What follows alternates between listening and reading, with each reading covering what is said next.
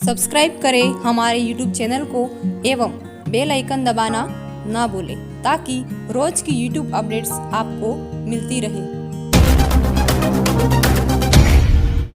जय हिंद साथियों, मैं भारत सुतार आज आपके सामने आपके लिए गणित विषय को लेकर आया हूं कक्षा 10 के लिए। जो छात्र अभी 9वीं से 10वीं में प्रमोट हुए हैं उनके लिए हम ये कक्षाएं लेके आए हैं आपके सामने। आपके लिए गणित की कक्षाएं उपलब्ध होगी, इसके बाद सामाजिक विज्ञान की कक्षाएं भी आपके लिए उपलब्ध होगी और साथ ही साथ विज्ञान के लिए भी हम प्रयास करें और विज्ञान की कक्षाएं भी आपके लिए बहुत ही जल्द अवेलेबल हो जाएगी। तो आपको यहाँ से जुड़े रहना है, यहाँ पे जुड़े रहने से आपको बहुत ही फायदा होने वाला है, ताकि अभी आप जो छुट्टियों का दौर चल रहा है फिर भी उसमें भी आप पढ़ाई जारी रख सकते हैं और अपनी जो आने वाली कक्षा है, क्योंकि उस अभी जो आपका जो 10वीं कक्षा में जाओगे तो आपको ऐसा भी हो सकता है कि समय कम मिले, ताकि समय कम मिलने की वजह से आपको अभी से तैयारी स्टार्ट कर देनी चाहिए। तो इसलिए हम आपके सामने ये प्रस्ताव लेके आए हैं। तो मैं आपसे ज्यादा इधर उधर की बातें नहीं करके सीधा अपने टॉपिक पे आते हैं, अपने मुद्दे पे आते हैं कि हमको गणित में क्या क्या पढ़ना है और कितना पढ़ना है और कैसे पढ़ना है। तो सबसे पहले मैं आपको बता दूं कि आपकी जो बोर्ड परीक्षा होगी 10वीं की वो 80 नंबर की होगी और उन 80 नंबर को लाने के लिए आपको इसमें 19 टॉपिक दिए गए हैं आपकी किताब में। आपको स्क्रीन पे दिख रहे होंगे, आपके सामने एक अनुक्रमणिका होगी, उसमें आपके 1919 अध्याय आपके सामने आपको दिख रहे होंगे। तो देख लीजिए, उसमें सबसे पहला टॉपिक है वैदिक गणित, दूसरा है वास्तविक संख्या। इस तरह से सारे टॉपिक आपको दे रखे हैं। तो इन सभी टॉपिक को हम धीरे धीरे कवर करने की कोशिश करेंगे, मतलब कि सारे टॉपिक हम धीरे धीरे पढ़ेंगे। तो सबसे पहले मैं स्टार्ट करूंगा, वैदिक गणित को नहीं स्टार्ट करूंगा मैं। सबसे पहले आपके सामने मैं आपको दूसरा टॉपिक पढ़ाऊंगा, वास्तविक संख्याएं।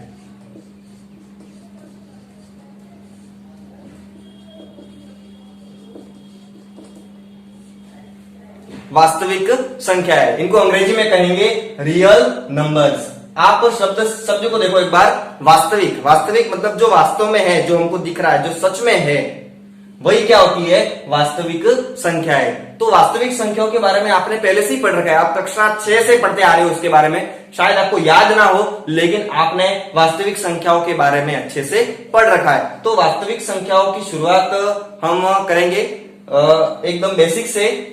तो सबसे पहले जो संख्याएं हम पढ़ते हैं, सबसे पहले एक नाम आता है आपके सामने, आप देखोगे प्राकृत संख्याएं।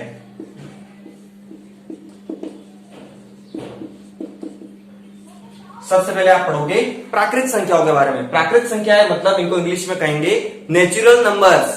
प्राकृत संख्याएं जो सीधे प्रकृति से मिले हमको, मतलब कि इनको दर्शाने का तरीका है एन। क्यों? क्योंकि इसको इंग्लिश में क्या कहते हैं हम, नेचुरल नंबर्स, प्राकृत संख्याएं। तो नेचुरल नंबर्स, तो इनको हम ऐसे लिखेंगे 1 2 3, इस तरह से ये गिनती आगे चलती जाएगी। ये चलती जाएगी आगे, कभी खत्म नहीं होगी, मतलब कि ये अनंत तक, इसका कोई अंत ही नहीं होगा, वहां तक ये गिनती चलती जाएगी। कहां से शुरू हो रहा है, 1 2 3 यहां से। तो स्टार्ट कहां से हो रहा है, 1 से। तो प्राकृत संख्या कहां से शुरू होती है, 1 से। ये आपको ध्यान रखना है। तो वास्तविक संख्या में सबसे पहली चीज हमने क्या पढ़ी, प्राकृत संख्या है। इसके बाद नंबर 2, नंबर 2 पे नाम आता है पूर्ण संख्या है। पूर्ण संख्या है, इनको अंग्रेजी में कहेंगे होल नंबर्स। अब पूर्ण संख्याओं के बारे में आपने पढ़ा होगा पिछली क्लास में, 9वीं क्लास में, 8वीं क्लास में, हर एक क्लास में आपने इन संख्याओं के बारे में पढ़ा है और इसके बारे में भी पढ़ाई होगा। तो एक बार वापस याद कर लेते हैं। तो इसको इंग्लिश में कहते हैं होल नंबर्स। होल नंबर्स के लिए हम इसको किससे लिखेंगे, W से।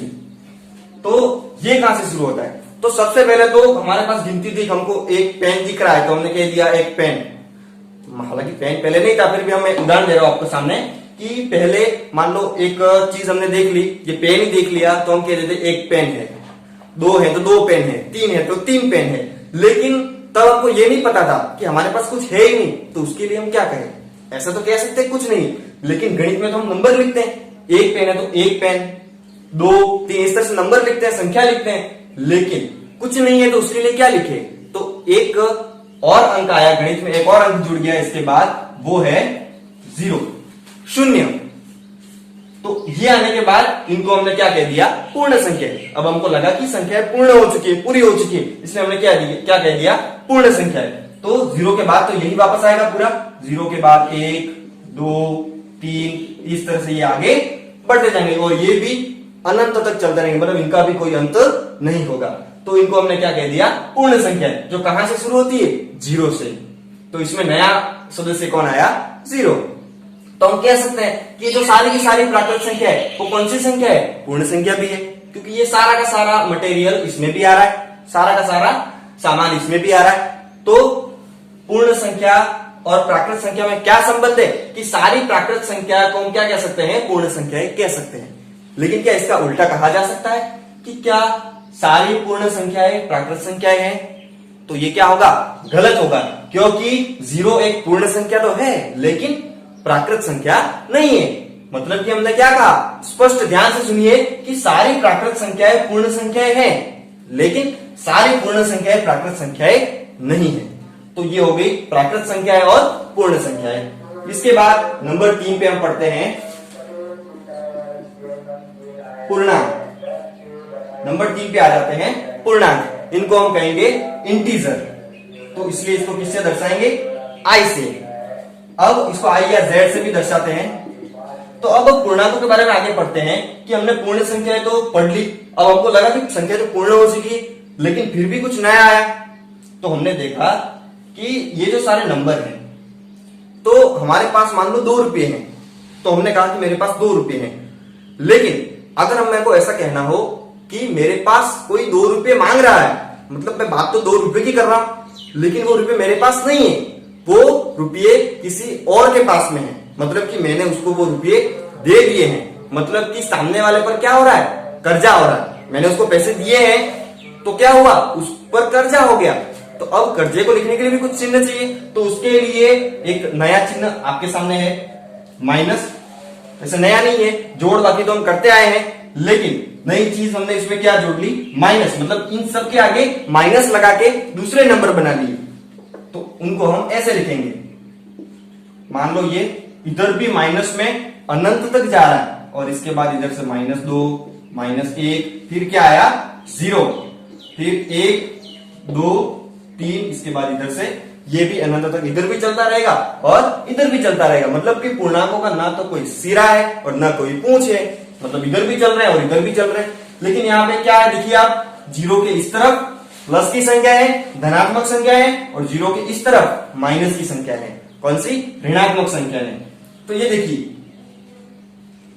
1 का प्रतिबिंब मतलब 1 की छाया -1, 2 की छाया -2, 3 की छाया -3, ये क्या है, एक दूसरे की छाया है, मतलब एक दूसरे के उल्टे हैं। लेकिन आप देखिए क्या 0 की कोई छाया है, नहीं है। क्यों नहीं है, क्योंकि अभी हमने कहा कि 0 का मतलब क्या होता है, कुछ नहीं। अब कुछ है ही नहीं तो उसकी छाया कैसे बनेगी, इसलिए 0 अकेला ही होता है, 0 की कोई छाया नहीं होती है। तो ये हो गए पूर्णांक जो माइनस के अनंत से तो शुरू होते हैं और प्लस के अनंत पर खत्म होते हैं, मतलब कि शुरू भी नहीं होते और खत्म भी नहीं होते, क्योंकि अनंत तो हमको कहीं पे मिलेगा ही नहीं। ये इधर भी चलते जाएंगे और इधर भी चलते जाएंगे। तो ये कौन सी संख्या हो गई, पूर्णांक हो गए। इसके बाद अब ये तो पूरी संख्या है सारी, इसमें कुछ कटाफटा नहीं।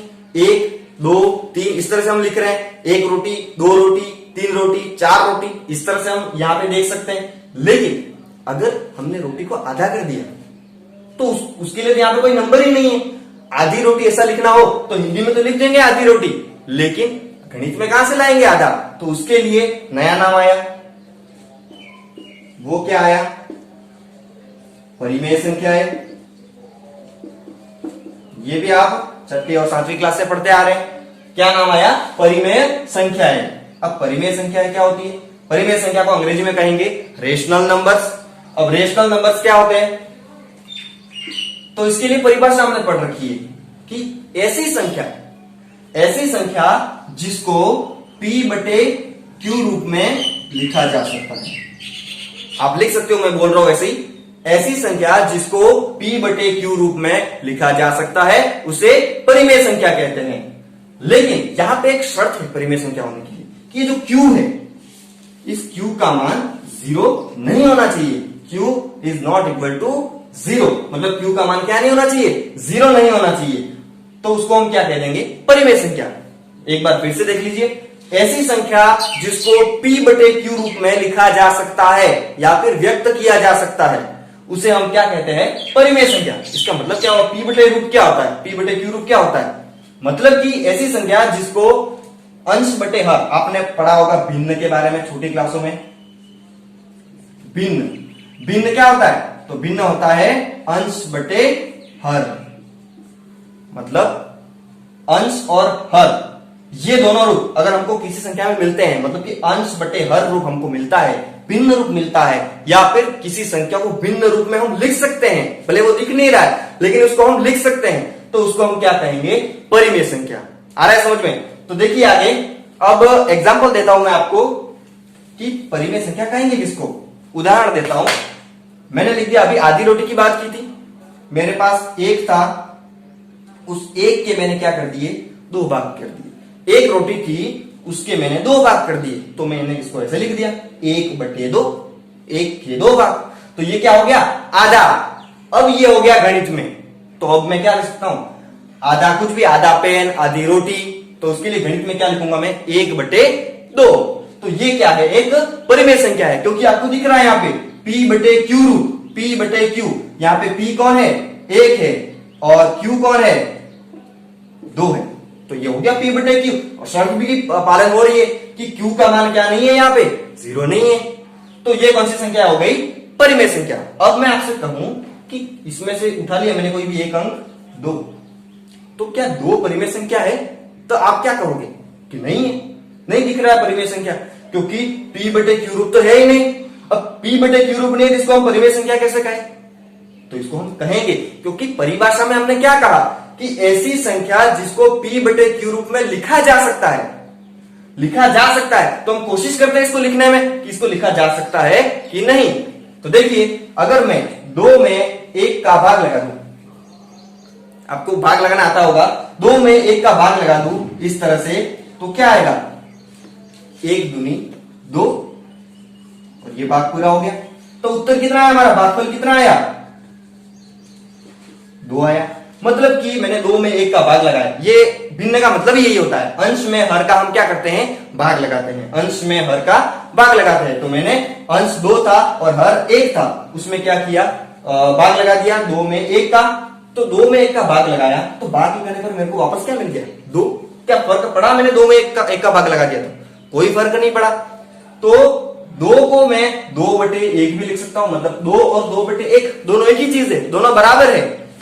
तो देखिए आप, अब पहले तो ऐसा था लेकिन मैंने इसको ऐसा लिख दिया, तो ये कौन सा रूप है, p बटे क्यू रूप। अब देखिए, ये p बटे क्यू रूप है, तो इसको हम परिमेय संख्या कहेंगे कि नहीं, बिल्कुल कहेंगे, क्योंकि p बटे क्यू रूप भी है और यहां पर q का मान 0 भी नहीं है, तो पूरी शर्त पालन हो रही है। तो अब हम 2/1 को अगर परिमेय संख्या कहेंगे तो 2/1 और 2 तो बराबर ही है, तो हमारा 2 भी क्या हो जाएगा, एक परिमेय संख्या। मतलब कि आप यहाँ पे देख लीजिए कि यहाँ पे जितने भी संख्या आपको दिख रही है, प्राकृत संख्या है, पूर्ण संख्या है, पूर्णांक, ये सारी की सारी क्या होती है, परिमेय संख्या होती है। ठीक है, जैसे कि हमने कुछ भी ले लिया, 3 ले लिया, तो 3 को भी 3/1 लिख सकते हैं, सबके नीचे 1 का भाग तो लगा ही सकते हैं।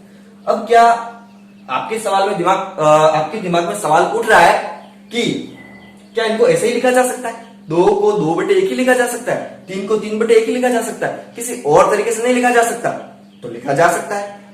आपको पता होगा कि हमारे पास 4 रुपए हैं, 4 रुपए के हमने अगर 2 भाग कर दिए तो क्या होगा, 4 के 2 भाग कर दिए, मतलब 4 में 2 का भाग लगा दिया। अब लगा के देखिए 4 में 2 का भाग, 2 दूनी 4, तो क्या आया उत्तर 2। मतलब कि 4 में 2 का भाग लगाओ तो भी क्या आता है, 2। तो यहाँ पे 2 और 4/2 क्या है, बराबर है। तो 4/2 कौन सा रूप है, तो कौन सा रूप है, p बटे क्यू रूप। अब 4/2 p बटे क्यू रूप है, तो ये 4/2 कौन सी संख्या हो गई, परिमेय संख्या हो गई। अब ये परिमेय संख्या है और 2 तो इसके बराबर है, तो 2 भी क्या हो गया, परिमेय संख्या हो गई। अभी हमने इसके लिए भी कहा था और इसके लिए भी कहा था, तो ये और ये सारी क्या है, एक ही चीज है। हर संख्या को अलग अलग तरीके से लिखा जा सकता है। 3 को भी हम लिख सकते हैं, 6 में आप 3 का भाग लगा दो तो भी क्या आएगा, 3 दूनी 6, 2 ही आएगा। तो 2 को इस तरह से भी लिखा जा सकता है। अब 3 को भी लिखा जा सकता है। आप 9 में 3 का भाग लगा दो, तो 3 तिया 9 कितना आया 3। तो 3 को 3/1 भी लिख सकते हैं और 3 को 9/3 भी लिख सकते हैं। ऐसे ही लिखने का यही नहीं, बहुत तरीके होते हैं, तरीके भी अनंत होते हैं। आप जितने तरीके से चाहो उतने तरीकों से लिख सकते हो। तो ये सारी कौन सी संख्या हो गई, परिमेय संख्या। अब इसमें भी अगर आपको कोई डाउट है तो आप जो भी डाउट होता है उस डाउट को कमेंट कर सकते हैं इस चैनल पर या फिर इसी वीडियो के नीचे। तो आपके डाउट मैं पूरे के पूरे क्लियर करने की कोशिश करूंगा। अब आगे बढ़ते हैं हम परिमेय संख्याओं के आगे। 5वां नंबर आता है अपरिमेय संख्या।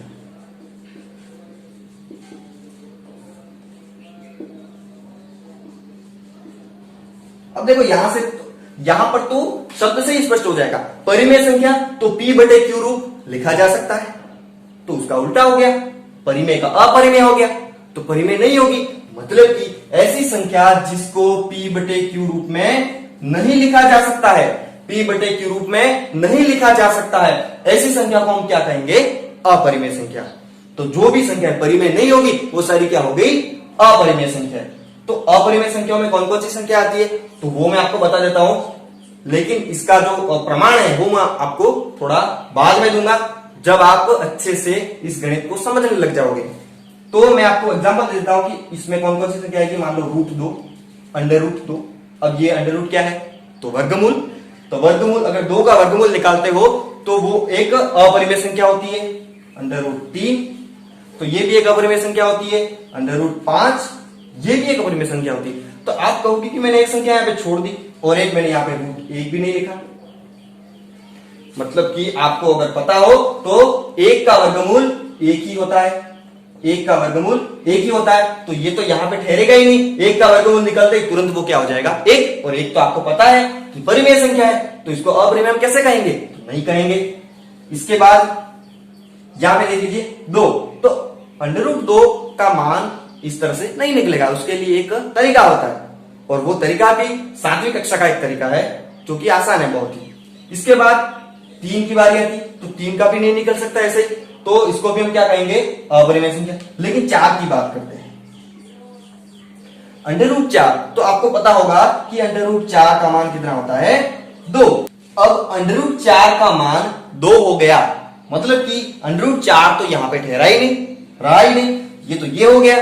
अब ये 2 हो गया, तो हमने कहा था कि 2 तो परिमेय संख्या है, तो 2 परिमेय संख्या जिसको अपरिमेय तो नहीं कह सकते, तो इसलिए √4 तो रहेगा ही नहीं, तो इसलिए इसको हम यहां पे नहीं लेंगे। इसके बाद √5, फिर √6, √7, √8, √9। फिर √9 की बात करेंगे तो फिर से ये कितना हो जाएगा, 3, तो इसको भी हम परिमेय संख्या बोल देंगे। मतलब कि ये तो यहां पे रहेगा ही नहीं, ये तो सीधा 3 हो जाएगा, और 3 तो क्या है, परिमेय संख्या, तो इसलिए इसको हम अपरिमेय संख्या तो नहीं कह सकते। इसके बाद मैं आपको आगे बता दूं कि यहां पर आपके दिमाग में एक सवाल जरूर आया होगा।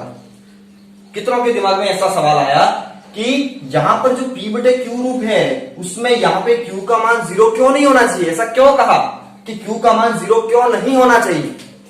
इसके बाद एक और बात, मैंने यहां पे आपको बताया था कि 2 तो एक परिमेय संख्या है, क्योंकि 2 को 2/1 लिख सकते हैं।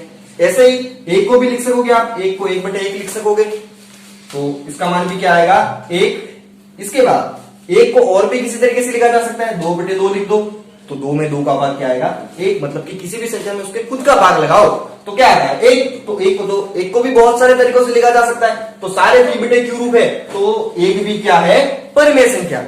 लेकिन क्या ऐसा 0 के लिए भी होता है, क्या 0 परिमेय संख्या है, तो 0 भी परिमेय संख्या है, क्योंकि 0 में भी आप किसी भी संख्या का भाग लगा सकते हो। 0 में आपने 1 का भाग लगा दिया, लगाइए 0 में 1 का भाग, तो जाएगा ही नहीं, मतलब 0 बार जाएगा। 0 में 1 का भाग, तो 0 लाने के लिए पहाड़ा ही नहीं बोलना पड़ेगा एक भी बार, तो 0 आया, तो ये क्या हो जाएगा, 0। मतलब कि उत्तर क्या आया, 0। तो 0 में किसी का भी भाग लगा दो आप, या 0 में किसी का भी गुणा कर दो, आता क्या है, वापस 0 ही आता है। तो यहां पर 0 में 1 का भाग लगाया, 0 में 10 का भाग लगाया, 0 में 10,000 का भाग लगाया, आना क्या है, 0 ही आना है। तो 0 भी क्या है, परिमेय संख्या, मतलब कि ऊपर जितनी भी लिखी है वो सारी इसमें आ गई। मतलब कि ये बहुत ही बड़ा नाम है, इस नाम में ये ऊपर के सारे नाम आ रहे हैं, तो परिमेय संख्या ये सारी होगी। इसके बाद जो नहीं होती ऐसी संख्या है, जैसे कि मैंने लिखा 2/3, अब 2/3 2 के 3 भाग करोगे तो आधे अधूरे टुकड़े मिलेंगे। अब आधे अधूरे टुकड़े हैं तो ये इनमें नहीं आएंगे, लेकिन ये किसमें आएंगे, सीधे इसमें ही आएंगे। 2/3 है, 5/2 है, 7/8 है, कुछ भी जिसमें भाग पूरा पूरा नहीं जा रहा है, भाग नहीं जा रहा है, तो वो भी तो क्या है, p/q रूप ही है, और q का मान भी 0 नहीं है, तो उसको भी हम क्या कह देंगे, परिमेय संख्या। और वो तो स्पष्ट आपको दिख रही है, 2/3 सीधा का सीधा दिख रहा है p/q रूप, तो ये तो क्या है, सीधा का सीधा बोल दोगे आप परिमेय संख्या है। ठीक है ना। इसके बाद आगे बढ़ते हैं, ये 0 की बात होगी कि 0 भी क्या है, एक परिमेय संख्या। लेकिन ऐसा क्यों कहा कि नीचे हर में q का मान क्या नहीं होना चाहिए, 0 नहीं होना चाहिए, उससे क्या फर्क पड़ जाएगा। तो q का मान 0 क्यों नहीं होना चाहिए, उसको हम क्लियर करते हैं।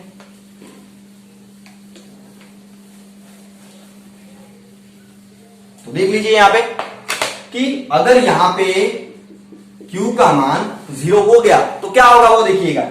मैंने लिखा 2/0, देखिए q का मान 0 हो गया, तो इसको परिमेय संख्या कहेंगे, नहीं कहेंगे, क्योंकि शर्त का पालन नहीं हो रहा है। लेकिन ऐसा क्यों होता है कि q का मान 0 क्यों नहीं होना चाहिए, तो क्यों नहीं होना चाहिए, देखिए 2/0 है तो अंश कौन है, 2, और हर कौन है, 0, तो हम क्या करते हैं, अंश में हर का भाग लगाते हैं। तो अंश 2 है, उसमें हर का भाग लगाएंगे। तो देखिए अब 0 का भाग लगाइए आप, 0 का पहाड़ा बोलिए जब तक कि 2 नहीं आता, बोलिए आप 0 का पहाड़ा, तो बोलते जाइए बोलते जाइए बोलते जाइए, पूरा जन्म निकल जाएगा, लेकिन 0 के पहाड़े में कभी 2 नहीं आएगा। अब खत्म ही नहीं हो रहा है, अब भाग ही खत्म नहीं हो रहा है, तो हम इसको कैसे पता लगाएंगे कि इसका भाग लगाने से संख्या कौन सी आएगी, मतलब कि इससे हमको कोई उत्तर ही नहीं मिलेगा। मतलब कि ये भाग कब तक चलता रहेगा, अनंत बार तक चलता रहेगा, मतलब कि भाग का कोई अंत ही नहीं होगा। अनंत का मतलब जिसका कोई अंत ना हो, तो अनंत तक चलता रहेगा। तो अनंत तो क्या है, कोई संख्या ही नहीं। अनंत यहाँ पे देखोगे तो यहाँ पे नहीं मिलेगा, वहां पे मिलेगा। जैसे कि आपको रेगिस्तान में दिखता है दूर से प्रकाश पड़ रहा है, मतलब सूर्य का प्रकाश पड़ रहा है, और आप दूर से देख रहे हो कहीं पे, तो आपको वहां पे पानी दिखेगा, वहां पे देखोगे कुछ नहीं दिखेगा, फिर वहां से और देखोगे आगे तो आगे और पानी दिखेगा। ऐसे ही अनंत का काम है, ये आपको कहीं पे नहीं मिलेगा। तो यहाँ पर इसीलिए नीचे 0 नहीं होना चाहिए। अगर नीचे 0 आ गया तो कोई संख्या ही नहीं मिलेगी हमको। अब संख्या ही नहीं मिलेगी तो उसको हम परिमेय संख्या कैसे कहेंगे, इसलिए q का मान क्या नहीं होना चाहिए, 0 नहीं होना चाहिए। तो ये कौन सी संख्या हो गई, परिमेय संख्या। अब ये कोई भी हो सकती है, जैसे कि आप 2/0 का एग्जांपल नहीं, कोई भी ले लो, 1/0, 2/0, 3/0, कुछ भी, तो नीचे 0 आ गया तो ये सारी क्या हो गई, परिमेय संख्या नहीं होगी, कोई संख्या ही नहीं मिलेगी। इसको तो अपरिमेय संख्या भी नहीं बोल सकते। ठीक है, कोई संख्या नहीं मिलेगी इनसे। अब बात करते हैं 0/0 की। अगर ऐसा हो गया तो 0/0 आ गया तो क्या करोगे, इसको क्या कहोगे, तो ये तो कुछ है ही नहीं, ये पूरा अनिर्धारित रूप है, इसको हम कुछ कह ही नहीं सकते। क्योंकि देखिए मैंने क्या कहा था, अगर ऊपर 0 है और नीचे कुछ भी है तो इसका मान क्या आएगा, 0 आएगा। ठीक है, 0 आना चाहिए। और अगर ऊपर कोई और संख्या और नीचे 0 है तो उसके हिसाब से क्या आना चाहिए, अनंत आना चाहिए। अब यहाँ पे दोनों काम हो रहे हैं, ऊपर 0 है तो ऊपर देखते हैं तो ऐसा लगता है कि 0 आना चाहिए, और नीचे 0 है तो नीचे देखते ही लगता है कि अनंत आना चाहिए। अब 0 आना चाहिए कि अनंत आना चाहिए, 0 आना चाहिए कि अनंत आना चाहिए, तो पता ही नहीं चल रहा क्या आना चाहिए। तो इसको हम क्या कहेंगे, अनिर्धारित रूप। इसका तो निर्धारण ही नहीं कर सकते हम। ठीक है, तो ये सारी संख्या हो गई, प्राकृत संख्या है, पूर्ण संख्या है, पूर्णांक, परिमेय संख्या है और अपरिमेय संख्या है। तो ये क्या है, परिवार के सदस्य है। इस परिवार में बहुत सारे सदस्य हैं।